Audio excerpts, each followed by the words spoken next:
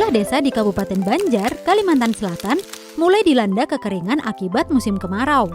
Di sisi lain, kebakaran hutan dan lahan atau karhutla juga terus terjadi.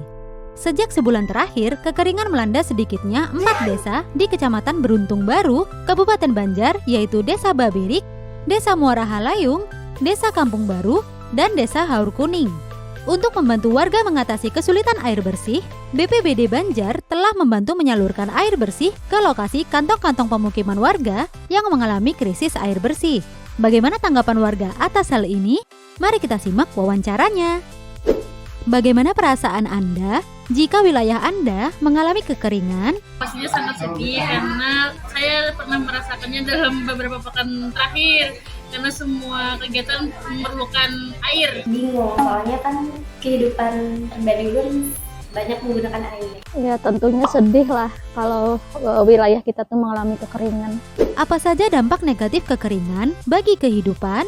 Banyak, semuanya serba susah jika mengalami kekeringan. Orang sering beli air galon gitu, terus tuh susahan mandi, kesusahan buat masak, cuci piring, cuci baju. Tentunya sumber air bersih itu berkurang, kemudian tanaman dan tumbuhan tuh banyak yang mati, kemudian juga timbul berbagai macam penyakit karena dampak dari kekeringan itu sendiri. Sejumlah desa di Kabupaten Banjar, Kalimantan Selatan mulai dilanda kekeringan akibat musim kemarau. Menurut Anda, apa yang harus dilakukan oleh warga? Ya, yang pasti kalau pas ada airnya harus dihemat. Mungkin salah satunya bisa menampung air hujan lah kalau ada hujan. Menanam pohon, terus kayak membuang sampah sembarangan juga nggak boleh. Bantuan apa saja yang biasanya diberikan oleh pemerintah kepada warga yang terdampak kekeringan dan apakah bantuan tersebut sudah cukup? Belum ada bantuan dari pemerintah karena kemarin memang murni uang sendiri untuk beli airnya, untuk bayar tukang gali sumurnya. Kadang bantuannya itu berupa air bersih, tapi kadang itu masih kurang karena kan banyak daerah-daerah pelosok yang belum kena. Mungkin bantuan air bersih lah, kemudian juga mungkin membuatkan ini loh semacam waduk atau tempat penampungan air di tempat-tempat yang sering dilanda kekeringan. Menurut Anda, apakah pemerintah harus bertanggung jawab untuk memastikan rakyatnya terpenuhi seluruh kebutuhan hidupnya? Mengapa? Harus bertanggung jawab untuk masyarakatnya karena kembali lagi air itu sumber segala halnya dalam melakukan aktivitas sehari-hari. Tanggung jawab supaya masyarakat kita kesusahan. Tentu saja gitulah pemerintah harus bertanggung jawab terhadap kebutuhan hidup rakyatnya karena memang itu kewajiban negara lah sebagai pengurus rakyatnya. Apa harapan Anda kepada pemerintah? Bisa memaksimalkan dalam pengadaan air bersih yang pastinya yang harus mencukupi walaupun di musim kemarau. Harus ngasih kita ini sih bantuan lebih untuk orang-orang yang membutuhkan, terus juga memperhatikan lebih kepada masyarakatnya. Bagaimana caranya supaya pemerintah itu serius mencegah terjadinya kekeringan di musim kemarau, jangan sampai hal-hal yang seperti itu berulang. Selain karena faktor alam, nyatanya kekeringan ini juga terjadi karena ulah tangan manusia. Bagaimana ya Islam menyelesaikan permasalahan ini? Mari kita simak penjelasannya dari Ustazah. Jangan lupa buat like, komen, dan share video ini sebanyak-banyaknya.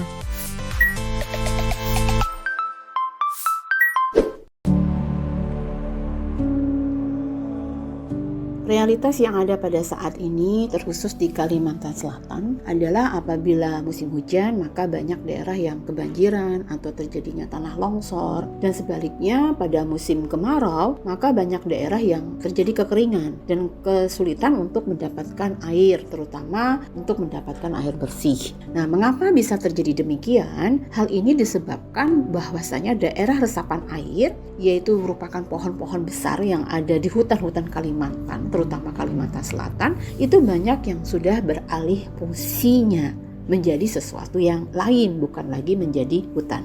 Berdasarkan data BPS Republik Indonesia, mulai tahun 2013 sampai tahun 2022, pada tahun 2014 sampai 2015, kawasan hutan yang ada di Kalimantan Selatan itu masih sekitar 40 ribuan hektar dalam per tahunnya, dan sudah banyak terjadi deforestasi. Kemudian dari tahun 2015 sampai tahun 2022, kawasan hutan itu yang ada di Kalimantan Selatan juga semakin menurun. Yang tersisa hanya sekitar ratusan hektar hutan yang ada di Kalimantan Selatan. Dan itu pun masih dilakukan deforestasi dengan jumlah hutan yang semakin menipis. Hal ini disebabkan karena terjadinya alih fungsi lahan terutama untuk pertambangan. Sekitar 1,2 juta hektar yang ada di Kalimantan Selatan, hutan-hutan itu beralih fungsinya menjadi daerah pertambangan.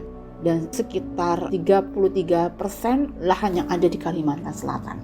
Selain itu juga akibat dari pertambangan, sebenarnya hutan yang ada di Kalimantan Selatan mengapa semakin tahun itu semakin berkurang jumlahnya? Akibat juga banyaknya lahan-lahan itu berubah fungsinya menjadi daerah perkebunan dan juga sebagian menjadi daerah pemukiman. Dan pada musim kemarau yang lebih parah lagi, sebagian besar dari hutan-hutan yang ada di Kalimantan Selatan, apalagi ada beberapa wilayah yang merupakan wilayah gambut, sering terjadi kebakaran hutan. Dan ini juga mengurangi kawasan hutan yang ada di Kalimantan Selatan. Kemudian juga ada perubahan iklim, juga pembangunan infrastruktur yang memang digunakan untuk pembuatan pabrik, untuk kawasan-kawasan pemukiman, untuk perkantoran dan segala macamnya. Itu menambah buruk kondisi kawasan hutan yang ada di Kalimantan Selatan, semakin hari semakin berkurang.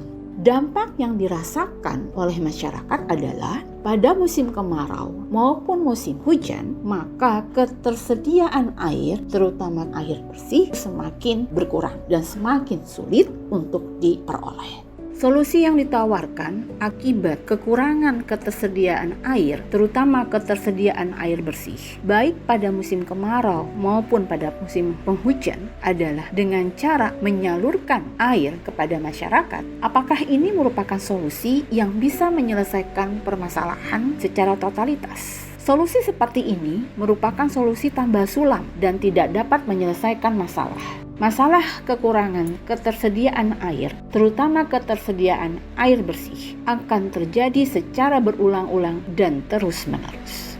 Hal ini disebabkan permasalahan utamanya tidak diselesaikan. Kurangnya ketersediaan air akibat dari daerah resapannya sudah banyak dialihfungsikan, yaitu daerah hutan banyak yang dilakukan proses deforestasi dan kawasan hutan semakin berkurang. Selain itu, pengelolaan SDA, sumber daya alam, banyak yang diserahkan kepada pihak swasta yang kebanyakan berorientasi kepada keuntungan, bukan untuk memihak kemaslahatan rakyat. Kenapa bisa demikian terjadinya? Karena sistem yang dianut adalah sistem kapitalisme yang sangat mendarah daging di tengah-tengah masyarakat. Penguasa hanya sebagai regulator yang abai untuk memperhatikan kemaslahatan masyarakatnya dan condong kepada kepentingan oligarki.